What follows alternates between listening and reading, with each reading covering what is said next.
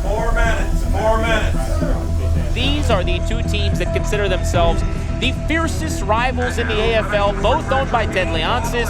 Quite frankly, fellas, the only people believe in you guys in this whole place right now, you guys. You go play for each other, that's it, right? Every single person who comes to an Arena Football League game, I think the reaction is always, oh my gosh, I had no idea that this would be this much fun. I definitely want to come back.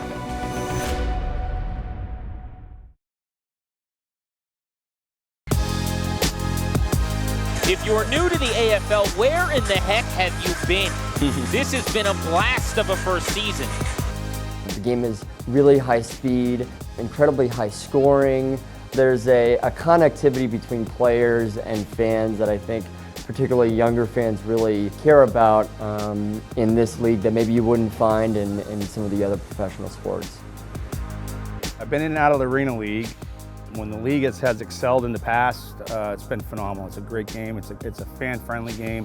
In years past, when the league was going really strong, it was a strong business plan. And I think, you know, without going too much into detail, I think a lot of the failures have really been a directive of poor ownership.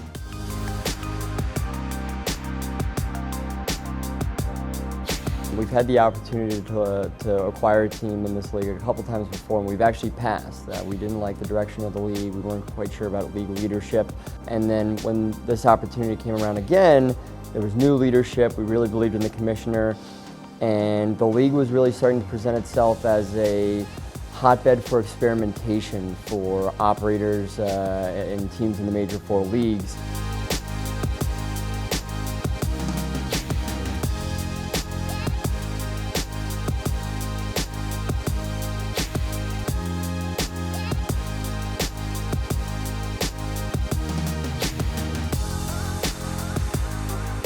We're really looking to add high-quality NBA or NHL operators to this league, and we're starting to garner some interest because they're starting to believe in the vision that we are providing in saying that the AFL is a millennial-centric, OTT-forward, gaming, fantasy-oriented league.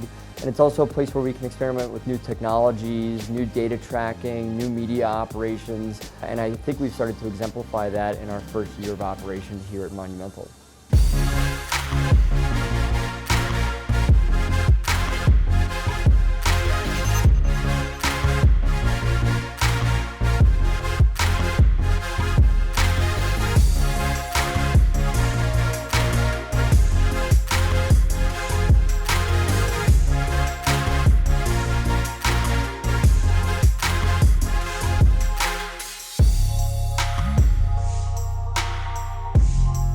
The network is around our players and coaches throughout training camp on a daily basis.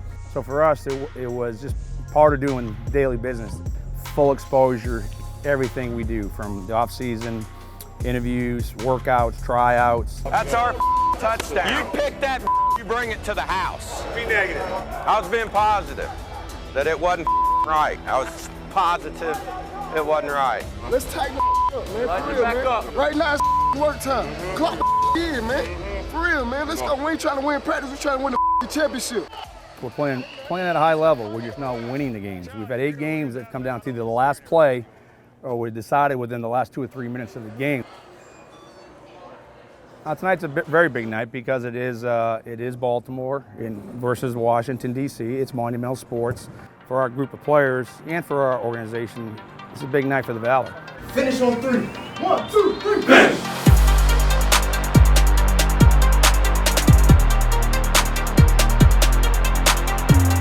Bracket drops. He's going to throw left side. He's got T.T. Tolliver. Bangs off the wall without contact. He's still running across the 5 and into the end zone. T.T. Tolliver. The only thing that touched him was the wall. We've taken the liberty to really try some new production and broadcast techniques, given the on-air talent a little bit of leeway in terms of what kind of voice they want to deliver. Is it a voice that's sort of in the living room sort of feel as opposed to a traditional play-by-play and color analyst? That official in that end zone slipping. He's sleeping on his job, man, because a blind man could have saw that. That was a PI. And we've recently forged a partnership with Action Streamer to put hat cams and referees' hats, and then also our head coaches. The hat cams, I think, are a great step for us, really bringing you as close as possible into the play without actually being in the play yourself. I'm not sure how much more else we could deliver to get you really inside access to what's happening with these two teams. There's been tons of wearable cameras all around the world. People have experimented with things for a very long time. But within the congested space, there's never been a solution. I played in the National Football League for 11 years, and I've always thought to myself, how come the fans haven't been able to see my perspective? How come the fans haven't been brought closer into the game? And when you think about it from an action streamer perspective, we're solving the issue. Action Streamers created a proprietary way in order to aggregate bandwidth. Within a stadium, within a congested environment, there is limited usage of data because the fact is it's a small pipe. And what we do is we expand that pipe.